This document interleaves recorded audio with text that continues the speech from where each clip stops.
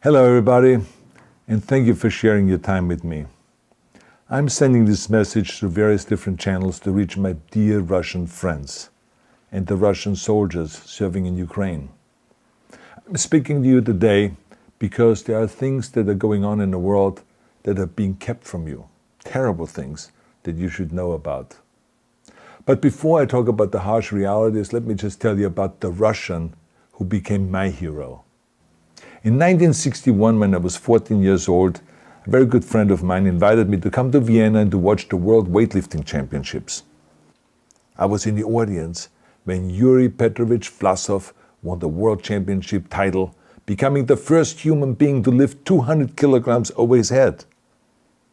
And somehow a friend of mine got me backstage.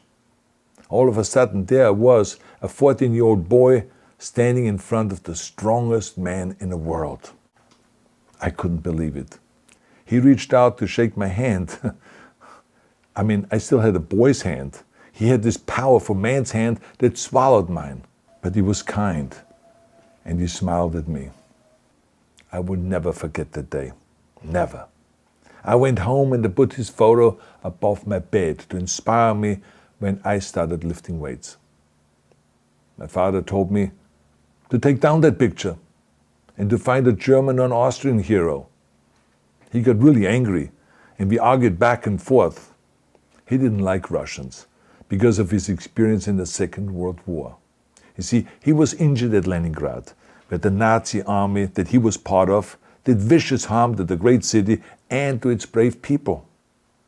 But I did not take the photograph down, no, because it didn't matter to me what flag Yuri Vlasov carried. My connections to Russia didn't stop there, by the way. Oh, it actually deepened when I traveled there with bodybuilding and for my movies and met all my Russian fans. And on one of those trips, I remember I met Yuri Vlasov once again. It was in Moscow during the filming of Red Heat, which was the first American movie allowed to film in Red Square. Now, he and I spent the whole day together. He was so thoughtful, so kind, and so smart, and, of course, very giving. He gave me this beautiful blue coffee cup. And ever since then, I've been drinking my coffee out of every morning. Now, the reason why I'm telling you all of those things is that ever since I was 14 years old, I've had nothing but affections and respect for the people of Russia. The strength and the heart of the Russian people have always inspired me. And that is why I hope that you will let me tell you the truth about the war in Ukraine and what is happening there. No one likes to hear something critical of the government, I understand that. But as a longtime friend of the Russian people, I hope that you will hear what I have to say. And may I remind you that I speak with the same heartfelt concern as I spoke to the American people when there was an attempted insurrection on January 6th last year, when a wild crowd was storming the US Capitol, trying to overthrow our government. You see, there are moments like this that are so wrong, and then we have to speak up. And it's exactly the same with your government. I know that your government has told you that this is a war to denazify Ukraine. Denazify Ukraine? This is not true. Ukraine is a country with a Jewish president, I might add, whose father's 3 brothers were all murdered by the Nazis. You see, Ukraine did not start this war. Neither did nationalists or Nazis. Those in power in the Kremlin started this war. This is not the Russian people's war. No. As a matter of fact, let me tell you, what you should know is that 141 nations at the UN voted that Russia was the aggressor and called for it to remove its troops immediately. Only 4 countries in the entire world voted with Russia. That is a fact. See, the world has turned against Russia because of its actions in Ukraine. Whole city blocks have been flattened by Russian artillery and bombs, including a children's hospital and a maternity hospital. 3 million Ukrainian refugees, mainly women, children, and elderly, fled their country, and many more are trying to seek to get out. It is a humanitarian crisis. Because of its brutality, Russia is now isolated from the society of nations. You're also not being told the truth about the consequences of this war on Russia itself. I regret to tell you that thousands of Russian soldiers that have been killed. They have been caught between Ukrainians fighting for their homeland and the Russian leadership fighting for conquest. Massive amounts of Russian equipment have been destroyed or abandoned.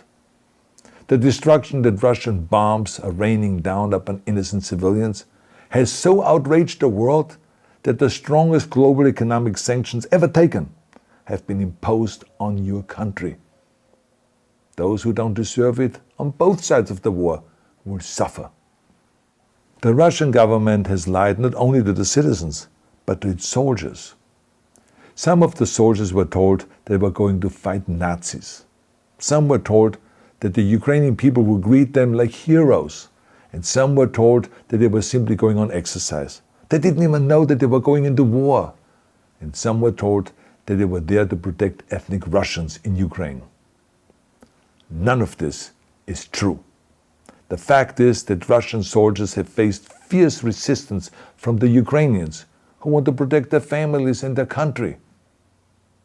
When I see babies being pulled out of ruins, I think that I'm watching a documentary about the horrors of the Second World War, not the news of the day. Now let me tell you, when my father arrived in Leningrad, he was all pumped up on the lies of his government. And when he left Leningrad, he was broken, physically and mentally. He lived the rest of his life in pain. Pain from a broken back, pain from the shrapnel that always reminded him of these terrible years, and pain from the guilt that he felt.